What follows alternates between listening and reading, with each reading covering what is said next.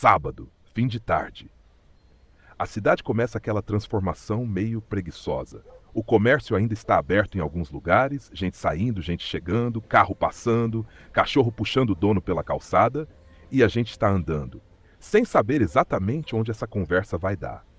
O que, convenhamos, já é uma melhora considerável, porque normalmente a gente começa uma conversa sabendo onde quer chegar, ou fingindo que sabe. Principalmente fingindo. Louca do rolê. E hoje a gente não sabe. Tem uma discussão acontecendo sobre testes, escalas, profissões, aplicação de instrumentos, quem pode fazer o quê. Mas tem uma coisa importante antes de qualquer conclusão. Nada está definido. Não estamos falando de uma lei aprovada. Não estamos falando de uma mudança já consolidada.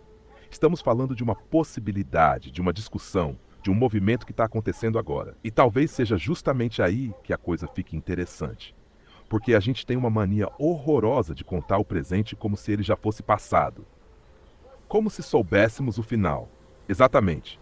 A gente pega uma situação que ainda está acontecendo e imediatamente produz a narrativa de depois. Foi assim.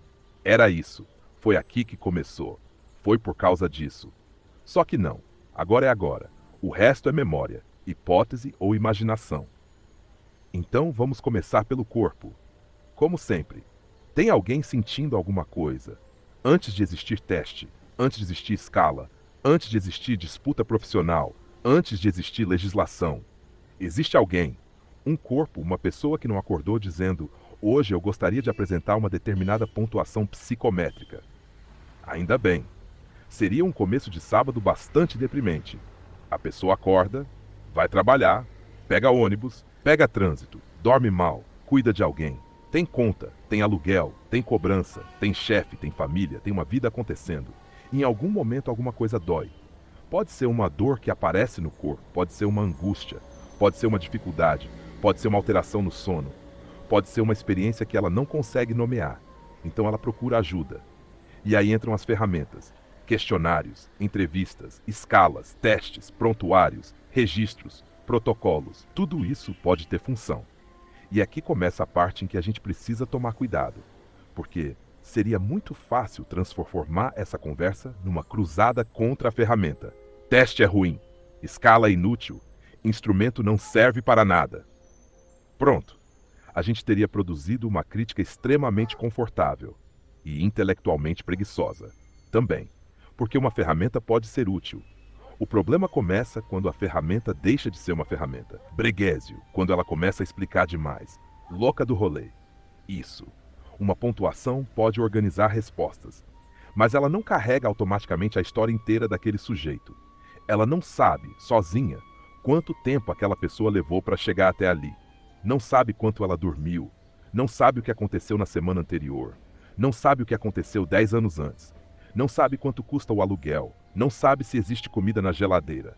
Não sabe se aquela pessoa está cuidando de alguém doente. Não sabe se ela perdeu o emprego. Não sabe se está vivendo uma violência. Não sabe aquilo que ainda não conseguiu ser dito. Então o problema não está necessariamente na régua. Está no lugar que colocamos a régua. Mas aí aparece outra pergunta: quem decide esse lugar? Aí começa a ficar interessante. Porque uma discussão aparentemente técnica começa a tocar em coisas que não são apenas técnicas. Entra profissão, entra instituição, entra mercado, entra regulamentação, entra formação, entra poder, entra dinheiro, entra tecnologia, entra a própria ideia de quem possui legitimidade para dizer alguma coisa sobre o sofrimento de outra pessoa. E aí a conversa deixa de ser apenas quem pode aplicar. E aparece uma pergunta muito mais inconveniente. Por que estamos tão interessados em decidir quem segura a régua? Enquanto talvez ninguém esteja perguntando quem está sendo medido, ou o que está acontecendo com quem está sendo medido. Exatamente. E isso também não significa ignorar regras profissionais. Não significa dizer que qualquer pessoa pode fazer qualquer procedimento. Não significa apagar diferenças de formação. Não significa transformar técnica em opinião. Significa outra coisa. Significa lembrar que existe uma pessoa antes da disputa institucional. O paciente não é território. Não. O paciente não é propriedade de uma profissão. Não é propriedade de uma instituição. Não é propriedade de uma escala.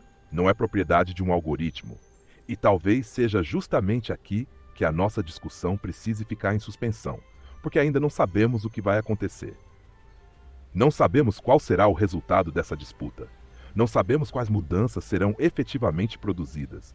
Não sabemos sequer se aquilo que hoje parece iminente continuará parecendo importante daqui a algum tempo. E isso nos obriga a uma coisa que a internet detesta: esperar. E não inventar o futuro, uma atividade quase revolucionária, louca do rolê, talvez, porque existe uma compulsão contemporânea por transformar acontecimento em narrativa imediatamente.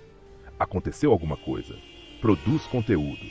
Saiu uma proposta, produz conteúdo. Alguém falou alguma coisa, produz conteúdo. Uma discussão começou, produz a conclusão. E depois a conclusão passa a circular como se fosse fato. Só que existe uma diferença brutal entre aquilo que aconteceu e aquilo que imaginamos que vai acontecer. E é aí que entra aquela frase. Qual? Aquela que você sempre lembra quando a gente começa a falar demais sobre o futuro.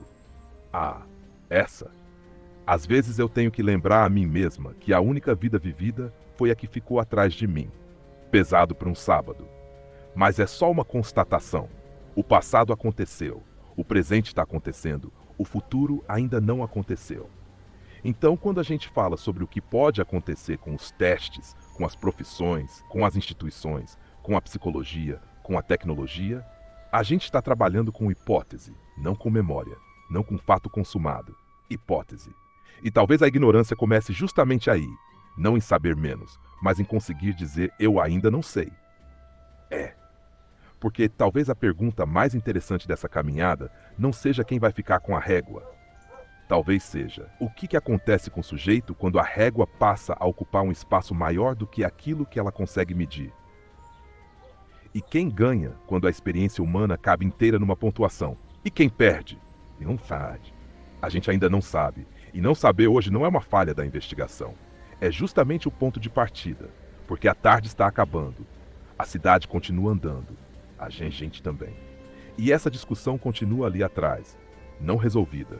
Não fechada. Sem conclusão bonita. Sem sentença. Apenas uma pergunta caminhando com a gente. Antes de perguntar quem pode aplicar a régua, talvez fosse necessário olhar para aquilo que está diante dela. Um corpo. Uma história. Uma condição material.